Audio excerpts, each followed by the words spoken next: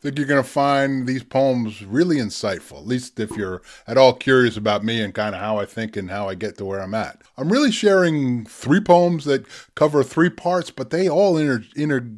I think you're going to find the fact that they're all tied to how and why you kind of got to this channel and why you follow me. And if you don't, please do.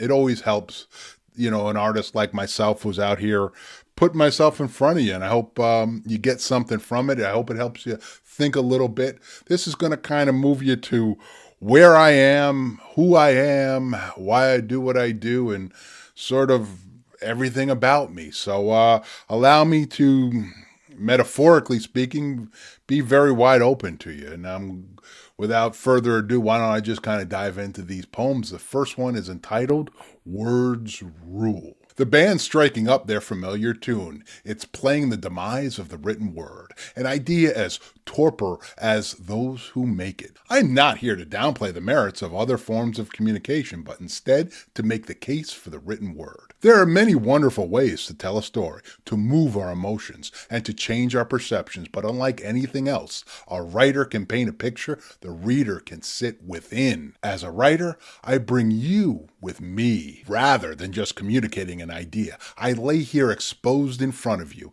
laying bare my feelings and ideas, elements completely invisible in any picture of me. When someone's willing to be vulnerable, naked, fully exposed by sharing their innermost thoughts on paper for you, enjoy it, but don't gawk. Remember, words are wonderful. I'm guessing, I hope you like that poem, but I'm also probably guessing you're not real surprised, my passion for words. I like to kind of say that words are so special to me. I've always been intrigued by them. I love them. I love putting them together. I love making sounds with words, much like I suppose someone who likes playing a guitar or a musical instrument, I should say.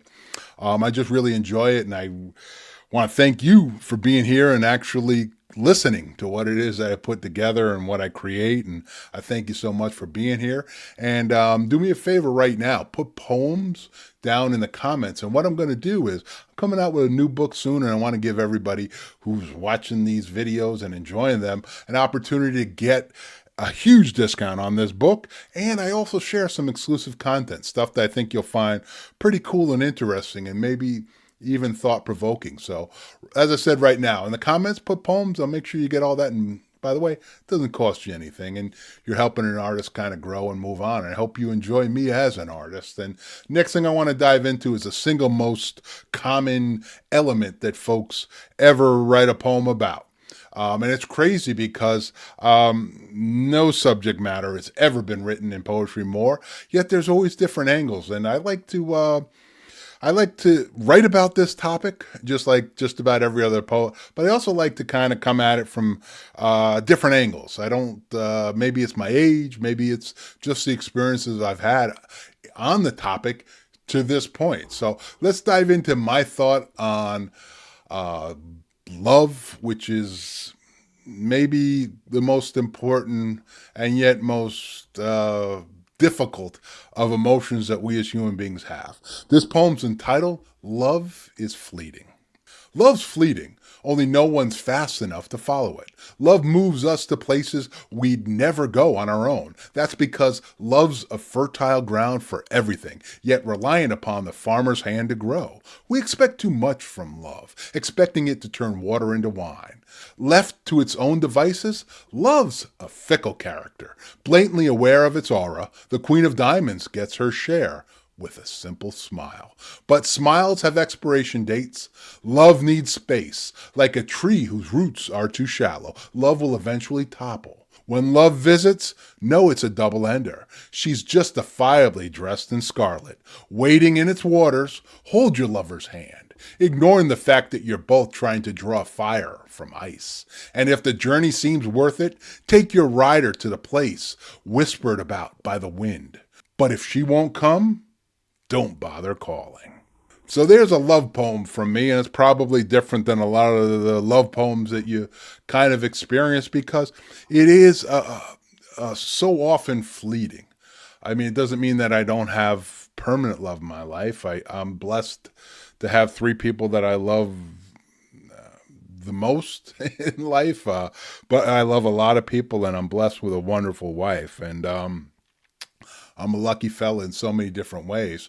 But, I've seen how love moves around. I watch other folks, and I watch the folks who struggle with it. And I do feel for them. And I hope if you're out there struggling a bit with love and how it might fit into what you call uh, your life, maybe that poem helped you a little bit. Now, the next poem I want to talk about is based on a concept, and it's very much tied to the previous two poems. And this concept is every artist in some way, shape, or form probably has something like this, and I'm going to do the best I can to kind of share what that is within inside of me. Almost another being that helps me to create what I hope you're enjoying now, which are my poems. This poem's entitled Meet My Muse. My muse, a connection like no other, not sexual yet deeply connected, but barely touching, closer than lovers but shallower than a spring rain's puddle.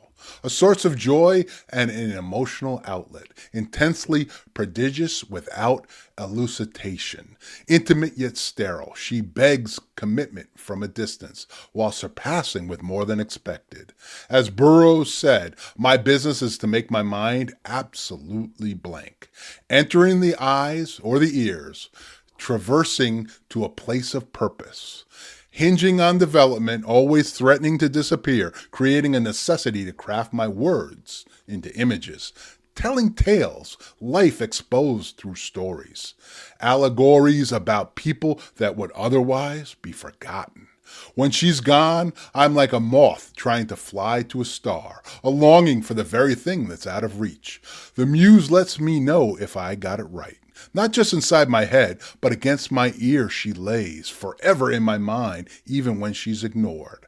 There she sleeps, a conduit for dreams, the ones I don't recall. I write, she holds the pen, fostering a longing like how my lungs crave oxygen, breathing in inspiration until the last thought's shared. She's finished here. I hope you've enjoyed meeting her. There's more where this came from. So that's that concept, that crazy mystical element of the muse, and we as artists, in some way, shape, or form, probably have it. Sometimes it's very apparent to me, and other times it's as distant as Mars is to me. But as an artist, inspiration can come and should come from every element that you can find it at. And speaking of being an artist and different things, I want you to watch some of these poems right here, right now, because I think you're going to find them really enjoyable. I think it's going to continue on this journey about, who we are and what we do. And I'll see you over there now.